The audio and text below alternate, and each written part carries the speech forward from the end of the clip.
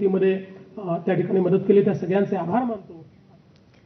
आणि यानंतर आपण पुढच्या बातमीकडे वळूयात। 2024च्या लोकसभा निवडणुकाच रद्द झाल्या पाहिजेत असं मत काँग्रेसचे प्रवक्ते पवन खेडा यांनी मांडले। त्यांनी तशी मागणी केली आहे। राहुल गांधींच्या आरोपांनंतर सरकार घाबरल्याचं खेडा म्हणाले। राहुल गांधी पत्रकार परिषद त्यांनी घेतल्यानंतर नोटीस पाठवल्याचं देखील त्यांचं म्हणणं आहे। अनुराग ठाकूरांच्या पत्रकार परिषदेत 6 बोगस मतदारांचा खुलासा झालाय। अनुराग ठाकूरांना निवडणूक आयोगानं नोटीस का पाठवली नाही असं खेडांनी विचारलंय। ठाकूरांना 6 मतदारसंघातल्या घोटाळ्याचे आकडे 6 दिवसात मिळाले। ठाकूरांनी जे पुरावे दिले तो गुन्हा आहे असं खेडा म्हणतायत। विरोधकांना आकडेवारी दिली नाही, भाजपला लगेच मिळाली।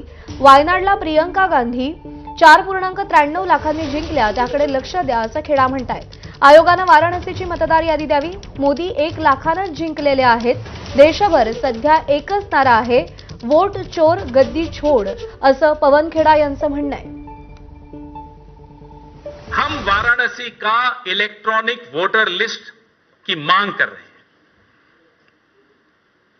सबको यकीन हो जाएगा, हमें तो है, लेकिन कुछ लोग अभी भी बचे हैं जिनके मन में संशय है, उन्हें भी यकीन हो जाएगा कि एक बूस्टर डोज मिला था प्रधानमंत्री को। काउंटिंग के दिन आधे दिन तक प्रधानमंत्री हार रहे थे। नरेंद्र मोदी वाराणसी से चुनाव हार रहे थे। गंगा पुत्रों ने उनका इलाज कर दिया था, लेकिन एक बूस्टर डोज फर्जी वोटर्स का मिल गया।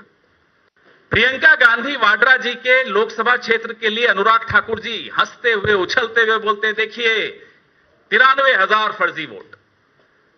भाई थोड़ा सोच लेते बोलने से पहले, जीती कितने वोटों से है? 4,10,000 वोटों से जीती हैं। 93,000 फर्जी बता रहे हैं। मैं बता दूं आपको, बीजेपी को वहां 1 लाख वोट मिले, हम भी हैरान है कैसे मिल गए। कल उसका भी जवाब मिल गया, 93,000 फर्जी हैं। मान लो ये फर्जी वोट वायनाड में नहीं होते तो प्रियंका गांधी जी 5 लाख वोट से जीतती। हम तो यही मानेंगे। तर पवन खेडा यांनी हे आरोप केलेले आहेत। राहुल गांधींनी पत्रकार परिषद घेताच त्यांना नोटीस पाठवली असं पवन खेडा यांचं म्हणणं आहे। अनुराग ठाकूरांच्या पत्रकार परिषदेत 6 बोगस मतदारांसंदर्भात भाष्य केलं गेलं होतं असं देखील ते म्हणालेले आहेत।